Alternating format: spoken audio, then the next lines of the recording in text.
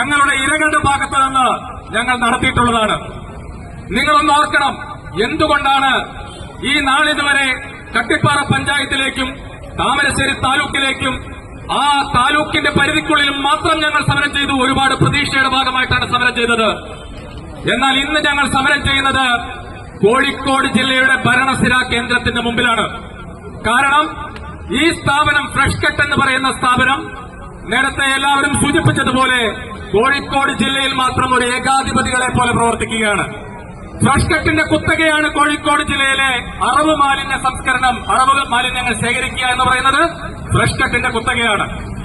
ഈ കോഴിക്കോട് ജില്ലയിലെ കളക്ടറേറ്റിൽ പ്രവർത്തിക്കുന്ന 4 പ്രധാനപ്പെട്ട വകുപ്പുകൾ ഇതിന്റെ ഉത്തരവാദിത്വം ഏറ്റെടുക്കേണ്ട വകുപ്പുകളാണ്. അതിലൊന്നാമത്തത് DLFMC ആണ്, district level facilitation and monitoring committee. അതിന്റെ ചെയർമാൻ എന്ന് പറയുന്നത് ബഹുമാനപ്പെട്ട കോഴിക്കോട് കളക്ടറാണ്. രണ്ടാമത്തെ വകുപ്പ് എന്ന് പറയുന്നത് ശുചിത്വ മിഷനാണ്. ശുചിത്വ മിഷന് ശേഷം സമാധാനം പറയുന്ന മറ്റൊരു വകുപ്പാണ് ജോയിന്റ് ഡയറക്ടർ ഓഫ് പഞ്ചായത്ത്. 4ാമത്തെ വകുപ്പ് ഹരിത കേരള മിഷനാണ്. ഈ വകുപ്പിന്റെ ബന്ധപ്പെട്ട ആളുകളായിട്ടെല്ലാം നിരവധി തവണ ഇവിടെ ബാബു കുടിക്കൽ നമ്മുടെ ചെയർമാൻ ഉൾപ്പെടെ നിരവധി തവണ കോഴിക്കോട് കളക്ടറുടെ